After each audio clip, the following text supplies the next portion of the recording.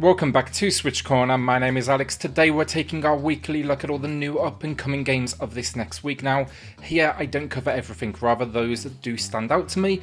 So if I do miss anything that I should be checking out, let me know in the comments down below. It's looking though to be a great week, so with that hit subscribe if you love the Switch as much as we all do here, join our growing family, and let's get started. So let's start big this week. We've got Kingdoms of Amalur Re-Reckoning. This one's a remaster of a title from 2012, but I think what makes this one, most interesting was actually the team that were involved. That is author R.A. Salvatore, Spawn creator Ted McFarlane, and then Elder Scrolls Oblivion lead design Ken Rolston. It was a great action RPG at release, so hopefully it still stands up 8 years later. Really enjoyed the story though with this one myself. It's all about a resurrected warrior back to save the world, and this one should keep you busy for some time. You're looking at maybe 20 to 30 hours just for that main story. STUBBS the Zombie then in Rebel Without a Pulse. This was a cool hit releasing back in 2005. It's getting another shot at the limelight with this remaster.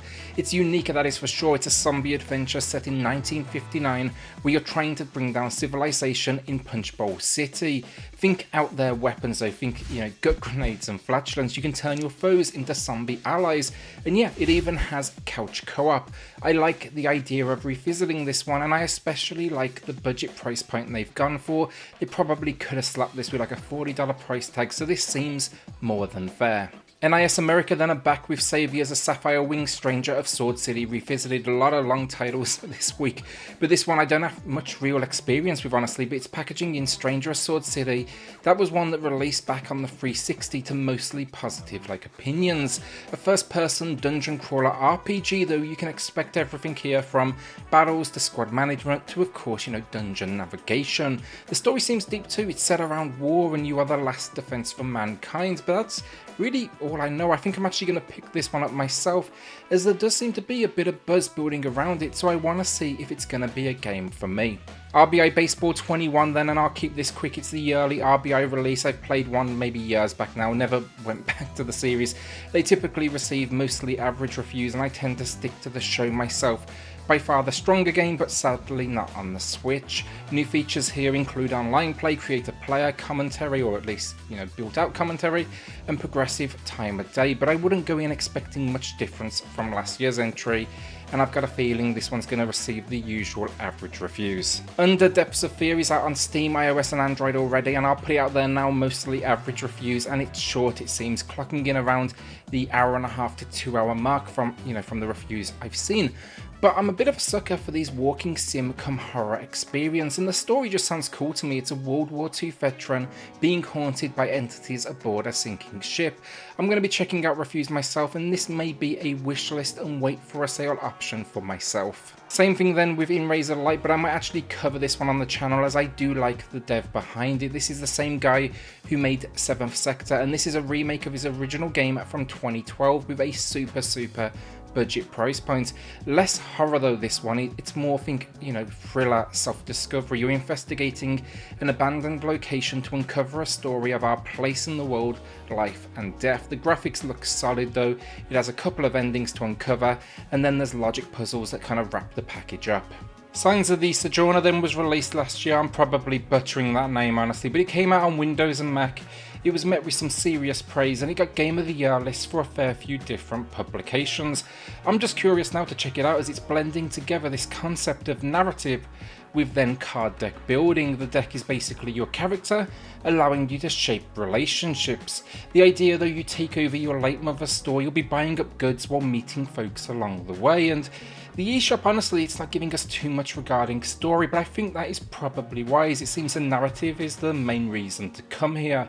I'm looking forward to jumping into this one though, and decision making with card deck building, it definitely has my attention.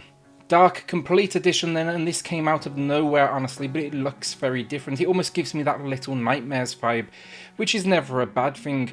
The mostly black and white world though looks absolutely stunning, and you'll be on a journey through lives, dreams and nightmares. Your goal? Wake up, but this world, it seems to be changing, gravity shifts, there's puzzles to solve, and then there's some good old stealth moments as well. The Complete Edition, in the name though, it's thanks to 2 DLC packs being included, that is the Tower and the Crypt. This is another one with good reviews though on other platforms already, I'd say averaging around that 7 out of 10 mark. Our penultimate game of the week then, that is Root Film, an adventure game with visual novel elements. It's giving me a more adult Phoenix Wright vibe if anything, and that is definitely not a bad thing.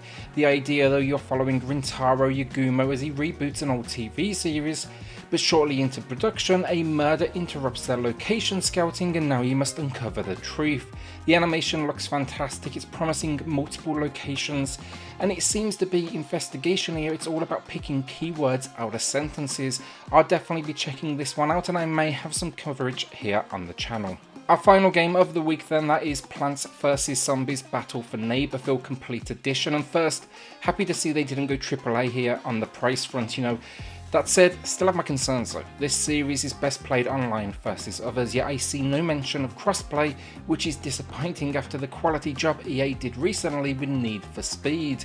That all said, look, it's still a fun game, so hopefully it can find an audience here on the Switch, and it's a third-person shooter where you can play co-op or competitive with multiple different gameplay modes, so think your deathmatch your objective, but then there's also things like collectibles, some quests, different classes to try out, and like a whole lot of customization as well. I'll be going day one with this one and checking it out over on Twitch as well for a potential review later in the week. Over on Twitch then this week we will be rotating between Rogue Company, checking out the new additions. There's a new Rogue, new map, some other good stuff, as well as Apex Legends, and then capping off the week, as I said, with some multiplayer goodness in Plants vs Zombies.